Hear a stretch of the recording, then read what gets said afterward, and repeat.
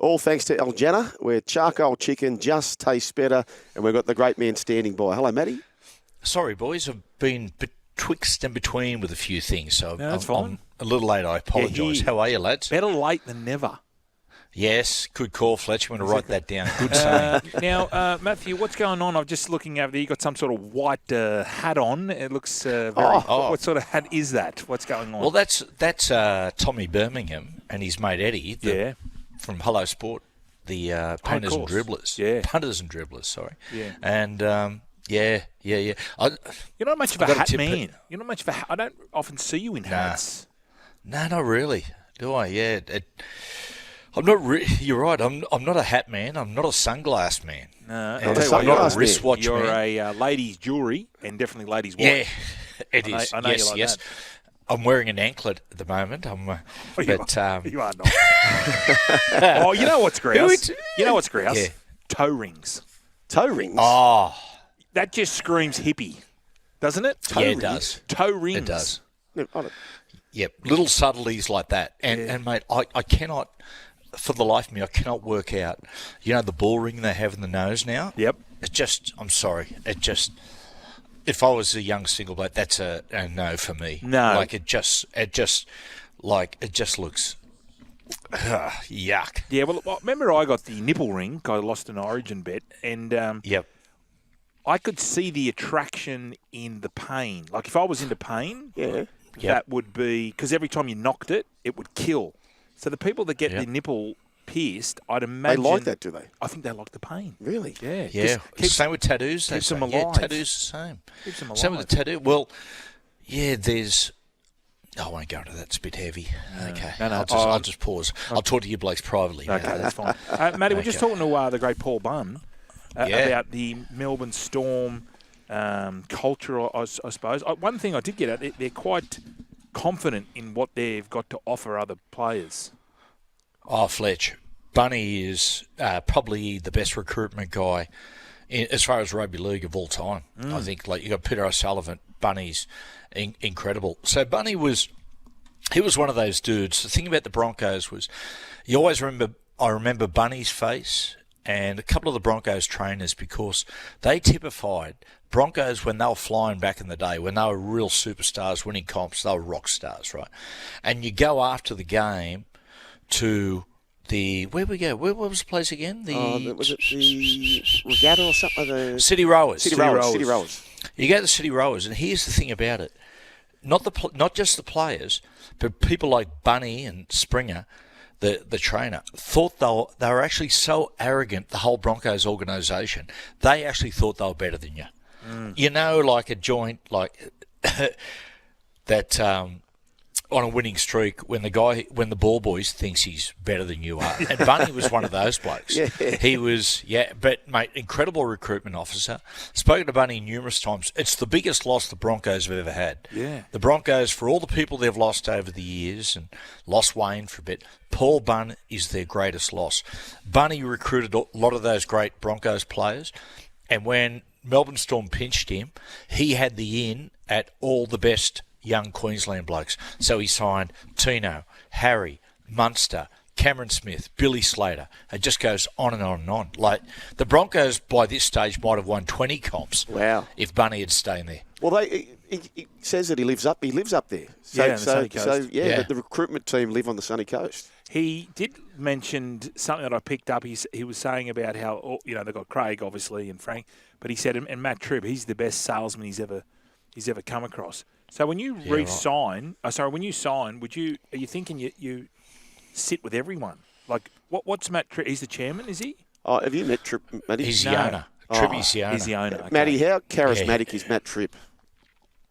A terrific bloke. Great bloke. He's a terrific fella. Really, really good bloke. Like goes with that saying, smart operator. But the Storm, they're just a strong organisation. The old Jack Gibson thing, which years ago I never really understood, and did I believe it? Maybe not. Winning starts in the front office. The Storm confirms it, because everyone, they're all just terrific people, and when you walk in there, it's funny, when you walk into the Storm office, and I had Coops there, and I do back in the day a bit of coaching with the halves and that a little bit. every player walks up and shakes your hand, has a yarn. They're really, like, they get told that, you know, that's what you show respect to people. Couple of ones, mate. I was talking to a bloke today about, you know, different clubs and coaches who get it wrong, and there's plenty of those these days. And I was talking about Will Chambers. I spoke to Will Chambers about 6 weeks ago, and we were having a bit of a chat about different things. And Will's got a bit of red mist that goes on, right? And we were having a yarn about Melbourne, and I said, "Did Bellyache ever give you many blasts?" And he goes, "Yeah." He said, "Matty, I'll tell you one that typifies Bellyache." He said he just hammered me one day. Hammered me and was like, he said, "I did a few things," and he stopped the video and said, "Mate, you are the most experienced player in the side. How dare you? Like, how must you feel sitting here? You're supposed to..." Anyway, Will said he could feel his red mist rising, and he started panicking, thinking, "Mate, I think I'm about to punch Bellyache like this." Anyway, he contained himself. Half an hour later, he walks past Bellyache's office, right? Bellyache goes, "Hey, Will, come here. Mate, I forgot to ask you. Mate, how's the missus and kids? Is everything going okay at the moment?" And Will said, "Why would you care?" You go, "Why would you care? Like, you know, you've put me on show in there." He said, "Will, I'll tell you something right now." He said, "When we go on the field or in that video room, I'm your coach. When we're here in normal," he said, "I'm your father."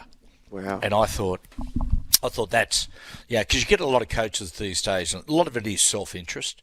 They'll get there and there'll be young players under pressure, and they've got no idea how to alleviate that pressure off them. And, you know, it's a shame. Yeah. There's not a lot of really great coaches around. No, that's what I was just thinking. Matt Tripp does not want Bellyache to retire ever. No way. Like, he would, if he's a salesman, as Bunny said, he might be there for another 10 years. I spoke to Rolsey about this when he signed that contract 18 months ago. And Rolsey, "I'll wait here and I'll follow the old fella." And I said, "Mate, the old fella won't retire." No. I said, "He's like Wayne, because what's he going to do?"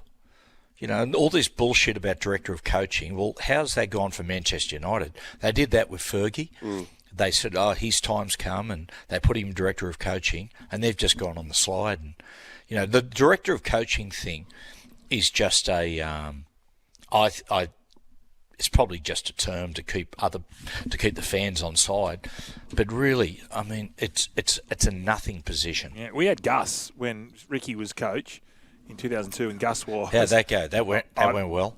We just won the comp the first year, but then, you know, there's one coach. Yeah, no, they were blueing. They were blue in front of us, and it got quite awkward. Yeah.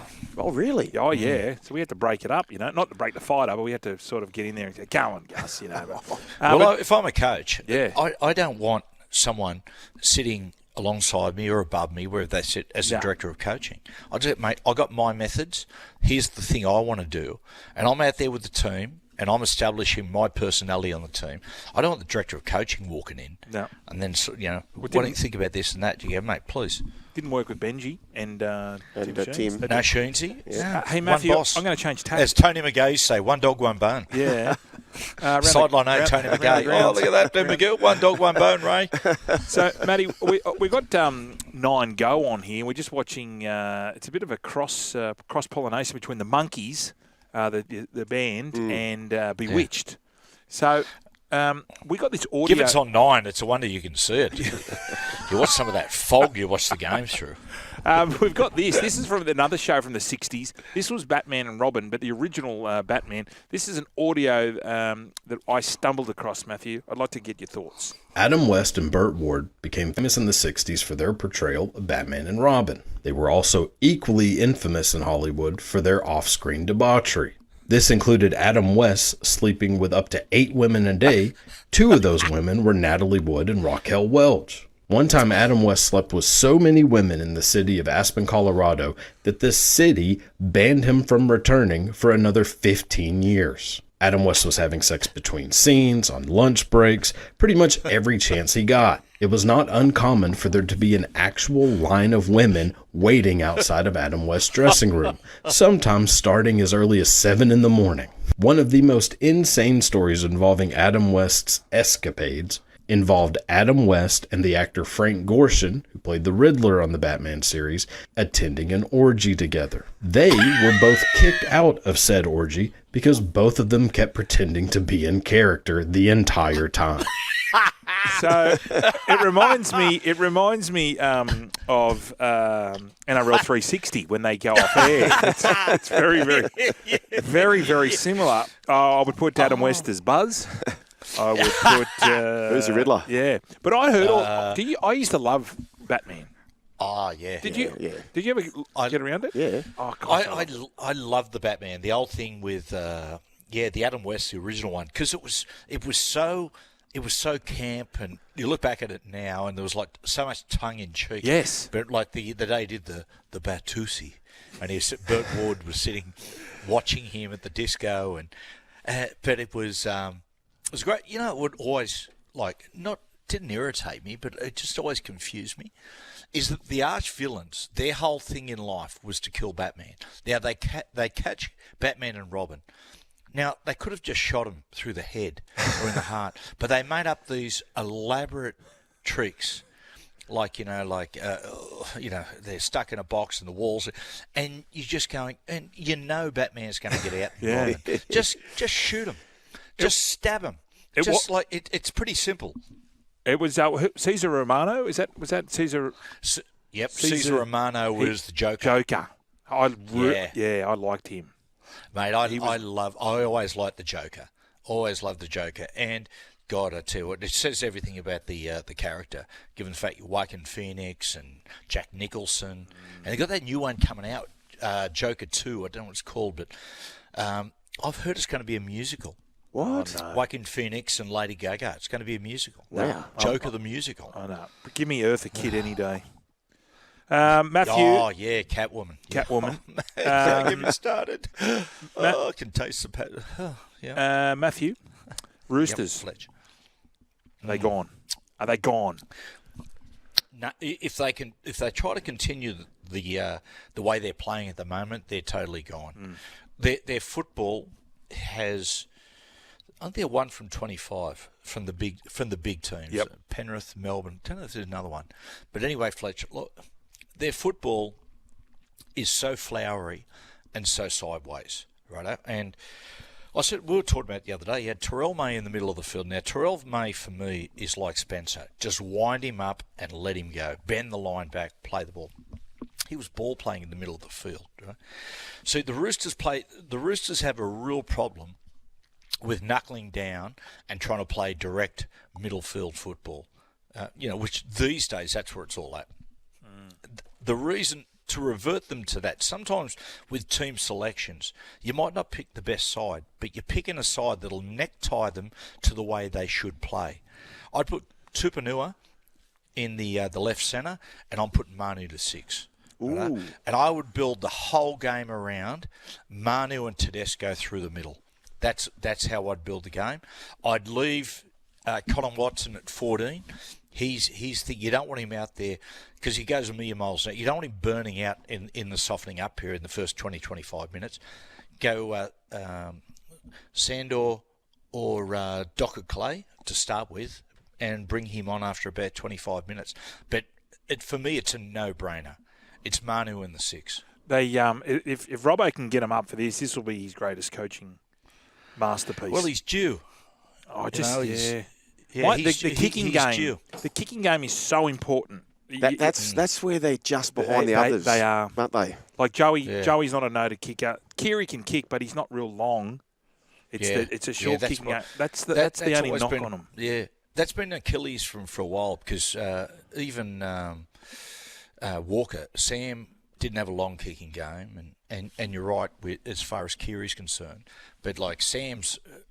It's funny because the whole team, in my opinion, had just swayed a little bit to Sam's way. Yeah, started playing a little bit of Sam ball, and it was his. It became his side. But now all of a sudden you got Luke at the very back end, and in my opinion, I was talking to Cooper Cronk about it, and he said, "Oh mate, just let Luke play the whole field." I don't think at this point of his career, I don't think you can do that to him. I think you put Manu in the 6. You do push the ball sideways a little bit, but only to loosen up the middle. Then you just assault them through the middle, screwdriver them through the middle with Manu and Tedesco. I think that's their best chance. I saw an interesting stat. They've had 12 ACLs, the Chooks. Have they? The next best is 6. So we don't. You know my theory. Yeah, Matthew's got the theory on the boots. Boots. It's the boots. It's the boots. I'm telling you. Really? Parents are out there listening. You're buying boots for your kids. Buy them the old-fashioned studs, the moulded soles with the round studs, the Adidas Copper Mondial or Mizuno's or stuff like that. Do not buy these boots that are ultra lightweight and have a sole and a stud that is so aggressive. Like, honestly, I get patella tendonitis sometimes just looking at the boots they're wearing. But it's true, because when I would play, Chief used to take the piss. We were always roomed at every away game. And I always carried 6 boots with me, 6 pairs of boots. I knew what boot to wear at every single ground, any conditions. And I just look at the boots, and I knew which boots would actually start to impact my body. And you'd only wear those boots in certain conditions. But, some of the guys, they're wearing these boots all the time. All the time. They're wearing it training every day. And it's the reason they're getting soft tissue and ligament injuries. Peter O'Sullivan's got a theory on the ACLs as well. He reckons the kids who come through just playing league, OzTag and touch, so not playing other sports, basketball or soccer and that sort of stuff, he reckons that you don't condition your legs appropriately if you're just doing the same actions all the time. So if you have to play those other sports... It's a benefit? Benefit. Benefit. I don't know. I was actually thinking about Stephen Crichton with his... You know, his defence is unbelievable. Yeah. I reckon his basketball and spatial yeah. awareness is... I reckon that's played a He's part. screening. Yeah. We call that It was screening. funny. It was funny like that because when I was at the Knights, the great Neil Halpin, he diagnosed me 3 times as having an ACL injury, which I didn't.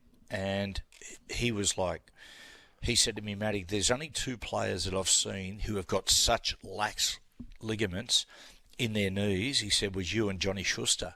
And I used to do a lot of agility and footwork, preparation, and Johnny was the same. Johnny his main thing of his game was footwork.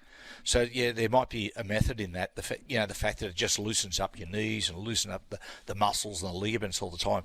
Because he said he'd swore to God that 4 or 5 times that Johnny Schuster had done his ACL, but it was only, he said how lax his ligaments were in his knee saved him. Now, Matthew, I don't know if you saw this, but you did see, because you text me about how the tiger up there at Dreamworld who attacked that poor handler, they didn't want to name the which tiger it was. Can you believe that? So they didn't want to name it. So What they did, they were on the news. They said tiger handler's been assaulted by one of the tigers. SeaWorld have not named the tiger, but these are the 3 suspects. And it was done totally serious. And I said, this is where news has got to, honestly. There was a 4th one, Shane Richardson. They put him up. Just saying if he... Port haven't had a good run up there, Dreamworld. Yeah, geez, haven't they? What, these fun parks? Hey, Matthew, I've got a show for you. You've got to watch it. It's called The Lie. Watch it tonight, 9:30. Sorry, not 9:30. What do you mean 9:30? It's on Netflix. I don't know why I said 9:30. I was thinking about the back page. I've got to go on back page.